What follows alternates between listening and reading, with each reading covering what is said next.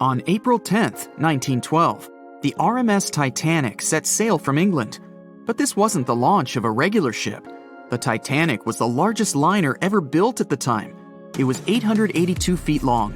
That's nearly the size of 3 soccer fields. And measured from the hull to the top of the smokestacks, the ship was an impressive 175 feet tall. That's the size of a 17-story building. Deemed unsinkable, it took 3,000 workers almost 3 years to build. But a mere 4 days into its very first voyage, at 11:40 p.m., the ship collided with an iceberg and was lost beneath the waves of the Atlantic Ocean. It took the liner only 2 hours and 40 minutes to sink. And of more than 2,200 passengers and crew members on board, only 706 survived. The wreck would remain lost for another 73 years, hiding its many secrets within the frigid Atlantic waters. And if it wasn't for a man whose whole life had been devoted to exploring the sea, the giant ship might have remained lost for a lot longer. That man was Robert Ballard. As a child, Ballard was obsessed with the ocean. This fascination started when he was just 12 years old. That's when he watched a film adaptation of Jules Verne's science fiction novel, 20,000 Leagues Under the Sea. It had everything to spark a young person's imagination, from adventure and strange creatures to a powerful underwater vehicle called the Nautilus. It could travel anywhere in the world you wanted to go. From that moment, life on dry land was no longer in Ballard's future. When he was 23, he was assigned to the Deep Submergence Group. There, he helped develop techniques to search the ocean floor. His biggest accomplishment was the creation of Alvin. It was a small, easy-to-maneuver submarine that could carry 3 people. It also featured an external mechanical arm designed to gather underwater samples while the crew remained safe and dry inside. Alvin the submarine quickly proved useful for a variety of tasks. For example, once it was used to track down an aircraft that had crashed into the sea. But the vessel experienced a series of setbacks. In one case, it was attacked by a swordfish, which caused the submarine to resurface quickly. The swordfish, still stuck in the outer skin of the submarine, became that night's dinner. And in October 1968, the submarine was being lowered into the water when the cables holding it snapped, sending it careening into the ocean, along with 3 crew members on board. And because the small vessel was still open, it immediately filled with water and quickly began to sink. Luckily, the crew managed to escape, but Alvin was gone. Bad weather hampered multiple attempts to recover the vessel. It wasn't until the following year that it was finally returned to the surface. In time, Alvin would be improved. Its hull would be strengthened by titanium, giving it a higher depth rating, thus making it even better suited for ocean exploration. The specialized submarine would come in handy in many of Ballard's 100-plus expeditions. The man was one of the first to explore an underwater mountain chain called the Mid-Atlantic Ridge in the Atlantic Ocean. And when he found thermal vents in the Galapagos Rift in the late 70s, he also helped discover and document the process of chemosynthesis. That's a complicated chemical synthesis of food energy by bacteria. But his biggest discovery was still to come. Ballard claimed he'd never been a Titanic fanatic, but he eventually became obsessed with finding the ship after watching other explorers try and fail. As he said, Titanic was clearly the big Mount Everest at the time. Many others had tried, many that I thought would have succeeded, or should have succeeded, but didn't. Ballard began thinking about finding the ship as early as 1973, and 4 years later, he actually made an attempt. He used the deep-sea salvage vessel Sea Probe, which was a drill ship equipped with cameras and sonar. But he was forced to give up when the drilling pipe broke. It just wasn't his time. In the early 80s, a Texas oil man named Jack Grimm tried to find the wreck on 3 different occasions. Once, Grimm was actually right over the Titanic, but his equipment failed to detect it. That's what we call extreme bad luck. Ballard was just biding his time. He needed a plan and some help. The first issue was getting down to the bottom of the Atlantic. The furthest down he had ever traveled before was 20,000 feet, and this trip took him 3 hours, and that didn't include the way back up. Ballard knew he could use Alvin, already enhanced with a titanium hull, to withstand the pressure of the ocean. But he also needed something that didn't require him to actually go down with it. An unpiloted, remote-controlled submarine would be ideal. But first, he would have to create one. He reached out to the authorities, hoping they would provide funding for his project. And though officials had no interest in the Titanic, they were willing to help. But there was a catch. Ballard had to first focus on tracking down 2 submarines, the Thresher and the Scorpion, which had sunk to the bottom of the Atlantic Ocean in the 1960s. The authorities were hoping to study them to find out why they had sunk in the first place. They also wanted to know if they could be recovered or if it was safe to leave them on the ocean floor. Only when he had successfully completed this task would he be free to use any remaining time on his contract to find the Titanic. With no other options for funding, Ballard took the offer. He got to work. First, he created 2 new devices. Argo was an unpiloted, deep-towed undersea video camera sled. It was designed to take photos and record videos from a series of cameras mounted on it. It could work at depths of up to 20,000 feet, and it could also explore nearly 98% of the ocean floor. Argo was supposed to be tethered to a boat. As the boat moved, Argo would be pulled behind, floating just above the ocean floor. The camera would then transmit images to the surface. The second device was a small robotic vehicle called Jason Jr. It was also controlled remotely, which allowed the crew inside a submarine, like Alvin, to get closer to and photograph underwater objects. Ballard was now ready. He knew he had to find those submarines quickly, and it didn't take him long. Much to his relief, the search was relatively simple, and he was able to fulfill his obligations with 12 days to spare. With almost 2 weeks to devote to finding the Titanic, he set out to explore the ocean. He focused the search close to Newfoundland, Canada, pulling Argo along the ocean floor and reviewing the images it collected. And after a few days of nothing, they eventually found riveted hull plates and a boiler. Could this be it? The next day, a ship's large bow was revealed. On September 1st, 1985, Ballard and his fellow crew members realized they had finally found the infamous ship. The discovery resulted in a mix of emotions. Ballard was excited to be the first to find the Titanic's final resting place, but he was also overwhelmed by the sense of grief for those who had suffered when the ship had gone down. Over the next 4 days, the crew explored the wreck. They found the crow's nest, from where the iceberg had first been spotted. Plus, there was finally evidence of how the massive ship had split in 2 before sinking, with both halves of the ship found.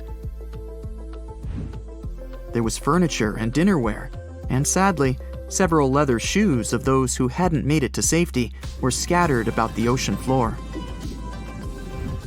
Ballard succeeded where others had failed and became an instant celebrity around the world. You'd think that locating the Titanic would be enough for one man, but not for Ballard. In 2019, he took on the challenge of solving another mystery, the disappearance of Amelia Earhart. Earhart had attempted to be the first woman to fly around the world. Unfortunately, she disappeared somewhere over the Pacific Ocean in 1937. She and her plane were never found. Ballard hoped that his luck with the Titanic would help with finding where Earhart had gone down, but his expedition failed to find anything.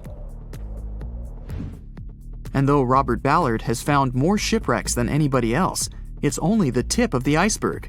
It's estimated that there are over 3 million shipwrecks in the ocean, and Ballard has only located 100 of them. Now, in his late 70s, the man is hoping to encourage young people to continue his work of exploring the ocean and its many mysteries. In 1989, he started the Jason Learning Project to inspire grade school students to pursue science, technology, engineering, and math. He has his own research vessel called the EV Nautilus, after the name of the submarine in Jules Verne's novel, a fitting tribute to the story that inspired his career. May 31st, 1911. The second Olympic-class liner is finally complete after 2 years of construction. It'll be ready for its first voyage a year later. It's the most luxurious ship in the world. They call it Titanic. You just read the groundbreaking news in the Daily Herald and decide to treat yourself to a trip on this floating gem. You head over to the White Star Line's headquarters in London to buy yourself a ticket. You get the cheapest first-class fare for £30. That would be over $4,500 today. Wednesday, April 10th, 1912. The day is finally here. You must be in Southampton at 9:30 a.m. The third-class passengers board the ship first. Then the second and first classes follow an hour before the vessel sets sail. Stewards on board welcome everyone and show them to their cabins. Now it's your turn. The majestic ship in front of you is bigger than you imagined. As you board the Titanic, Captain Edward Smith himself greets you. Your trip will begin shortly. By the time the liner stops at Cherbourg in Queenstown, over 2,200 passengers and crew will be on board, embarking on their transatlantic trip. The Titanic is ready to sail, and you hear the horns from the deck as you wave goodbye to the people below. But just a few minutes later, you hear panic rising on the deck. You run up to the railings to see what's going on. It's another ship coming too close. The side of it says SS City of New York. Titanic has barely left the dock, but it looks like there's about to be a collision. The captain manages to steer clear of the other ship within just a few feet. Phew, that was close. The ship is scheduled to arrive in New York a week later on April 17th, but that's only if things go according to plan. The weather is clear until Sunday the 14th. As the vessel crosses a cold front, it encounters huge waves and strong winds. That night is quiet but cold. The Titanic starts getting warnings from other ships about drifting blocks of ice in the Grand Banks of Newfoundland. But this time, the great ship doesn't continue to travel at full speed. Instead, the captain slows her down. He wants to make sure the lookouts will have plenty of time to spot any icebergs along the way, even if it means arriving in New York behind schedule. It's 11:40 in the evening. Lookout Frederick Fleet spots a colossal iceberg right ahead. He immediately alerts the bridge. The first officer tells the steersman to go around the iceberg, and the rest of the crew members must stop the engines right away. Everyone on board is working together to avoid the obstacle. But in this story, the steersman doesn't panic. He immediately turns the wheel the right direction away from the iceberg. Many passengers have already been awoken by the commotion and jostling. Some go on the deck in their nightgowns and pajamas to see what's going on. A few peek over the right side of the ship to get a closer look. You and everyone else watch anxiously with white-knuckle grips on the railing. The stress and cold make you shiver. You can't help but wonder if the Titanic will collide with the iceberg. It's getting closer and closer. Onlookers hold their breath. It's so quiet you could hear a pin drop. And then, within a mere inch, the ship slowly sails by the ice monster. There was no contact, no gap ripped in the hull hundreds of feet long that would allow water to flood into the lower compartments. Everyone starts clapping and hugging each other. After doing all the necessary checks, the captain officially announces that everything is all right. He invites the passengers on the deck to come inside for a hot cup of tea before they go back to their cabins. You follow the group and see the captain leaving to go report the incident. He also alerts other ships in the North Atlantic to slow down and be on the lookout. Amongst those ships is the Carpathia. Nope, she continues on her course. No need to come to Titanic's rescue tonight. RMS Titanic finally reaches its destination on April 17, 1912. It's 8 hours late, but it's safe. Thousands of people come to the New York docks to admire the most luxurious ship in the world. It had a successful first voyage. Before getting off the ship, some passengers exchange addresses to write letters to each other, like tennis players Richard Norris and Carl Baer. Both were on board the Titanic, but this time, Norris didn't spend hours in the cold water of the North Atlantic trying to help other passengers, almost losing his legs to hypothermia. And Baer was never on a lifeboat with his girlfriend, where he asked her to marry him. No, this time, he did it with friends and family around, and they all celebrated the engagement. The two tennis players end up playing their first match together later in 1912. Norris became one of the best players of his generation and won the Davis Cup 5 times. Margaret Brown was going back to the U.S. to see her sick grandchild. This time, she didn't have to help passengers get on lifeboats and never got on Lifeboat 6 herself. When Brown gets off the ship, she runs to her grandson's side. This time, she never met the crew or the captain of the Carpathia to give them an honorary silver cup. She kept doing philanthropic work, but she never became known as the unsinkable Molly Brown. Violet Jessup never liked the idea of sailing in the North Atlantic because she knew how bad the weather could be. She was cautious, having just survived a crash a few months earlier. It was on the Titanic's sister ship, the Olympic. But her friends convinced her to join the legendary ship's crew.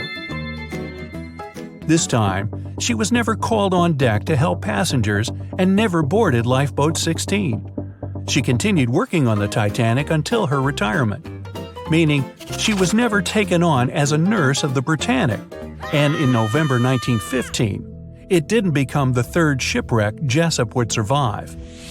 Bandmaster Wallace Hartley went on the voyage to make new possible contacts for future work, but he kept playing to entertain passengers.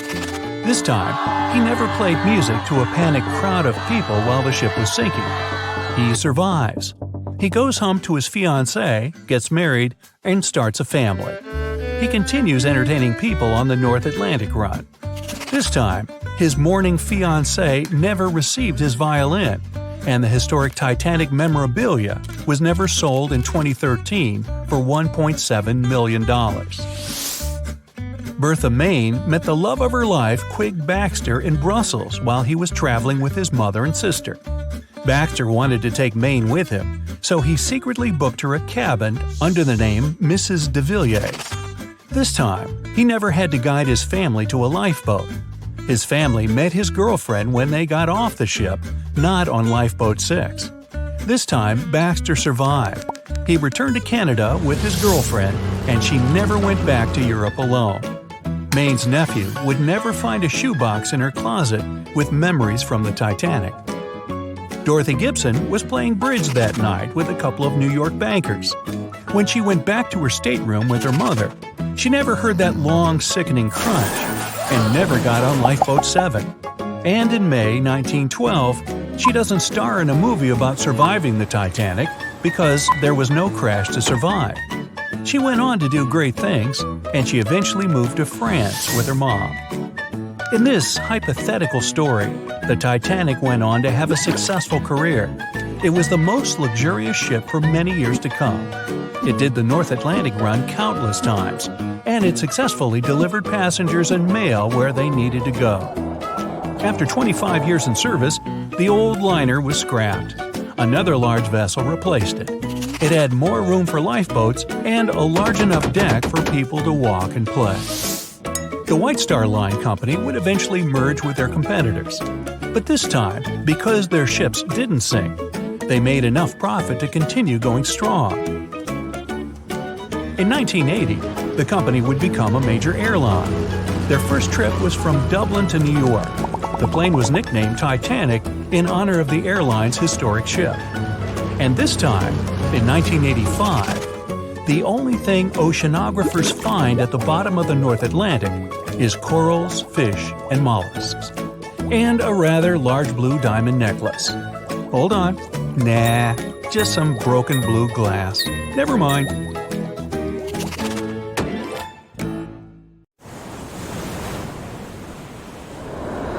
The Kraken is a colossal squid, a legendary sea monster, the biggest hunk of calamari you ever saw. And if this monster had existed, the world would have changed beyond recognition. The Kraken has powerful tentacles, solid muscles with suckers at the end. They're just impossible to escape. The Kraken can break a ship in half or just pull it down into the depths. But the worst thing about the Kraken is its size. According to old sailor stories, the Kraken reached 5,000 feet in length. That's almost 10 soccer fields. Hey, maybe the Kraken could play soccer. The Kraken legend said the monster was so giant that sailors mistook it for a small island. In past centuries, it would have been impossible to defeat such a beast. If the Kraken existed in reality, it might have had offspring. Yeah, in all the world's oceans, there would be giant monsters that could sink any ship. It's unlikely that the Kraken would have competitors in its habitat, so its population would grow strongly. Since the Kraken is enormous, it would need lots of food, so the population of other large sea animals would fall significantly. Blue whales, great white sharks, other giant squids, all the big sea creatures would be endangered. Many people are starving because of the reduction of large fish in the ocean. Urban economies that rely on fishing will be in decline. Prices for small fish around the world are getting more expensive because it's unsafe to fish. To defeat the Kraken, you need powerful weapons, but the monster is tough to catch. The Kraken belongs to the cephalopod genus. This species includes squid and octopus, some of the most intelligent creatures on the planet. The Kraken is a skilled hunter and will never fight in the open. So, what can you do? You can't track the Kraken because it approaches from the depths, not the surface. Though you may be able to tell that the monster is somewhere nearby if a lot of fish surface. When the Kraken swims, it scares all the fish in the vicinity. But it might already be too late. A huge tentacle emerges from the water, resembling a high tower. This tower falls on the deck of the ship, shattering it. The sailors scream and run. The Kraken lands a second blow, and the vessel is almost capsized. Next, the Kraken wraps its giant tentacles around the ship and pulls it to the bottom. Oh boy! What if the sailors managed to detach the ship from the tentacles of this monster? With the help of powerful weapons, the ship's crew strikes back. The Kraken retreats under the water. It's hurt, angry. It seems the battle is over, but here comes the worst. A whirlpool forms beside the ship. Thanks to its considerable weight, when the Kraken dives, it creates a whirlpool behind it. Like a drain in a giant bathtub, this whirlpool sucks the ship down. The battle with the Kraken is lost. Well, that was unfortunate. You might be able to defeat the monster if you can anticipate its attack in advance. But the Kraken can see you and your ship before you can see it. Colossal squids live in deep waters, and they have the largest eyes among all animals. The squid's eye is the size of a dinner plate. Thanks to this, they can see their prey from far away. Similarly, a Kraken would spot the ship much sooner than sonar could pick up the Kraken. It would always have the drop on you. Well, that's not good. Around the world, cargo transportation by ship is declining. Airlines provide the only safe connection between the continents. This will increase air pollution. The most successful enemy of the Kraken is submarines. They travel at great depths and are equipped with powerful echolocators to help detect the Kraken in advance. Subs are well armed too, and the round metal body is not so easy to destroy. A single Kraken may be defeated by a submarine, but what if there are several sea monsters? 3 Kraken can wrap their tentacles around the submarine and drag it deeper into the water where the pressure will destroy their enemy. In other words, they'll have a crush on you.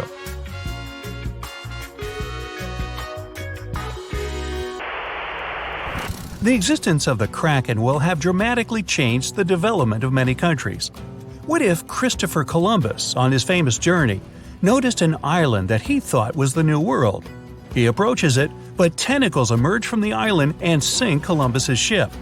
The colonization of North America is delayed, maybe until airplanes are invented, and the first crewed flight wasn't until the 20th century.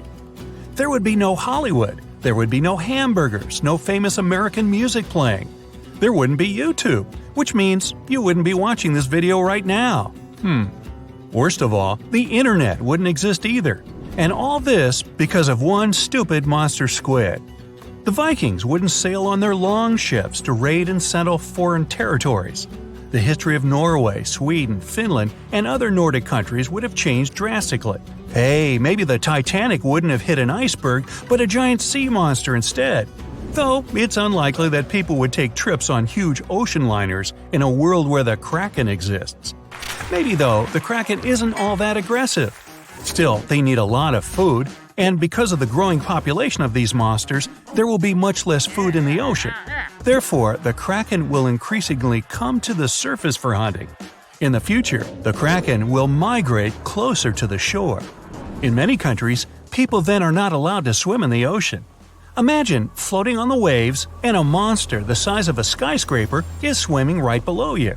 Relaxing at sea and on the beach will no longer be popular. Many countries that live off tourism become impoverished. When the Krakens grow hungrier, they try to capture prey from land.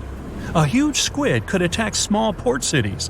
Houses, docks, streets, everything can be crushed. A tremendous amount of plastic is thrown into the ocean near the coasts of large countries. Billions of tons of plastic will bother the Kraken. An angry, hungry monster can attack bridges like the Golden Gate Bridge. Imagine that a huge squid surrounds the bridge and blocks all traffic. Some of these squids could break the strong cables with their power, and the entire structure would collapse into the water. Ooh! It's good that the Kraken doesn't really exist to swim in our seas and oceans, at least as far as we know. But could the monster have actually existed? Legends stretch back years, but scientific evidence appeared in the middle of the 19th century. In 1857, a 3-inch diameter squid beak was discovered on the coast of Denmark. Other huge squid remains were found in the Bahamas, and then scientists were convinced that gigantic squids existed. While colossal squid has been officially discovered since then, it's been more than 100 years, and we still don't know what max size they can grow to. The fact is, colossal squids are one of the most elusive creatures on Earth. They live in the depths of the ocean where it's challenging for scientists to reach. Any dive to a greater depth requires powerful, bulky equipment. Underwater bath escapes and cameras make a lot of noise and light, which squids notice from afar. They flee before we can see them. The legend of the Kraken probably appeared because of a real colossal squid. People in the past didn't know about these creatures' existence, so when they saw one for the first time, they described it as a massive, terrible monster. It's difficult to say if these huge squids were the size of a small island, because the truth is, we've only studied about 5% of the ocean. It may be that in its depths, monsters much more terrible than the Kraken swim. Like my nephew, Peter.